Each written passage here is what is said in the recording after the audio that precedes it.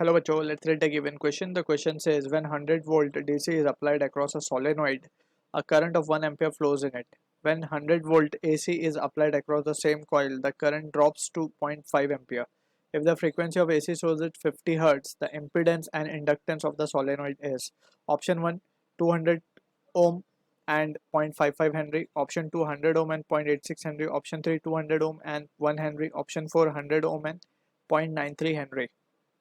So, to understand the question, we need to understand about the LR circuit, and before that, we need to have an idea about the solenoid.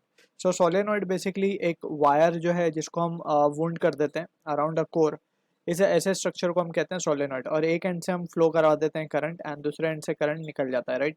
So this is what the basic structure of solenoid is. अब यहाँ से we need to be careful कि ये जो solenoid है इसके पास अपना एक सेल्फ इंडक्टेंस होता है and also it has some resistance, right, क्योंकि वायर की वाइंडिंग से बना हुआ है, सो इसके पास अपना एक रेजिस्टेंस भी है. अब इसके ऊपर ये चीज़ डिपेंड करती है कि इसमें से करंट कौन सा फ्लो हो रहा है, राइट. अगर हम बात करें कि इसमें से करंट फ्लो हो रहा है एसी, पहले हम बात कर लेते हैं. Let's say current is DC.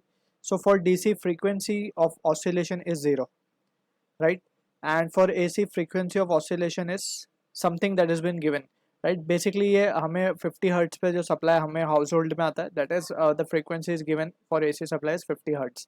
सो ये डिफरेंस दोनों में we need to be careful, right.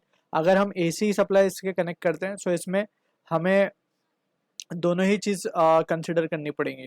That is अगर हम इसका टोटल रेजिस्टेंस देखेंगे फॉर केस ऑफ एसी, अगर पहले लेट से हम बात कर लेते हैं फॉर केस ऑफ एसी को ही हम देख लेते हैं.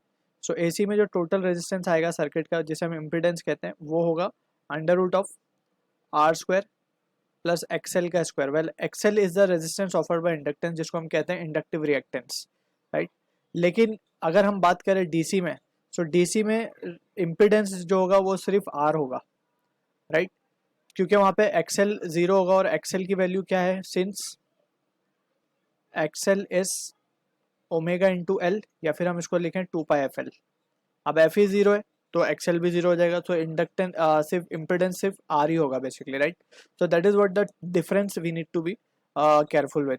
अब ये चीज़ को डायरेक्टली हम अप्लाई करके we can solve the question easily. अब हमें ये एल की वैल्यू ही फाइंड करने को बोला गया, एल एंड हमें फाइंड करना है इम्पिडेंस, राइट.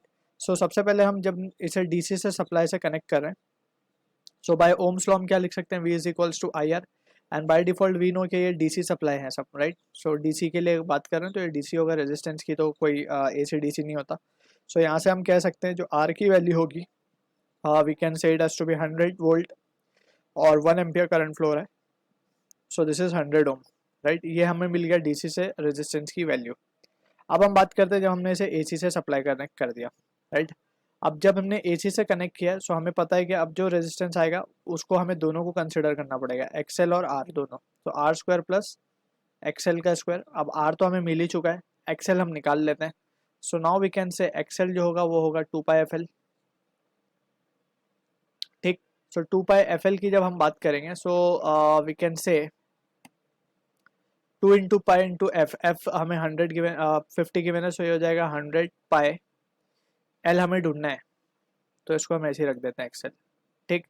अब हम जो Z है, Z को by again ohm's law we can write is voltage across AC, voltage AC source in will be I into, और एसी का ही वोल्टेज ये है बेसिकली. और ये बेसिकली क्या होता है, एसी के लिए हम लिखने से अच्छा ये लिखेंगे हम RMS वैल्यू, राइट, क्योंकि अगर मेंशन नहीं है तो ये by default will take RMS. सो ये भी हो जाएगा IRMS and that will be into Z. तो यहाँ से हमारे पास जो वैल्यूज़ आएंगी, Z तो हम लिख सकते हैं, VRMS हमें गिवन है 100, IRMS गिवन है 0.5 and that will be equals to Z. Z की वैल्यू अब हम क्या लिख सकते हैं, 100 का स्क्वायर, R हमें 100 मिला है, और प्लस ऑफ 100 पाई एल का स्क्वायर, ठीक. अब यहाँ से हम देख सकते हैं ये हो जाएगा 200 and that will be equals to under root of, और इसको बेसिकली हम स्क्वायर भी कर देते हैं बोथ साइड. सो ये हो जाएगा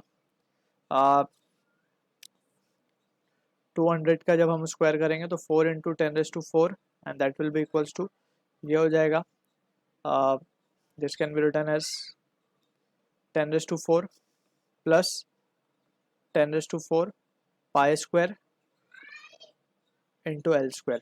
तो ये वैल्यू आ जाएगी हमारे पास 3 इंटू 10⁴ divide by 10⁴ is equals to pi square L square. तो ये वैल्यू आएगी 3 डिवाइडेड बाय 9.86 वैल्यू आएगी पाई स्क्वायर की, and that is equals to L square. अब इसको सॉल्व करेंगे हम। सो देयरफॉर एल की वैल्यू जो आएगी हमारे पास वो आएगी 0.551 henry. So this is the value of inductance we are getting. तो ये हमें इंडक्टेंस मिल गया। अब हमें इम्पीडेंस फाइंड करना था, तो ये वैल्यू थी हमारी इम्पीडेंस की। अगर हम केयरफुली एनालाइज करें तो ये इम्पीडेंस था, दैट इज जेड, और वो था 200, right. So from here we can say option 1 is the answer to the question. I hope you understood the solution. All the best.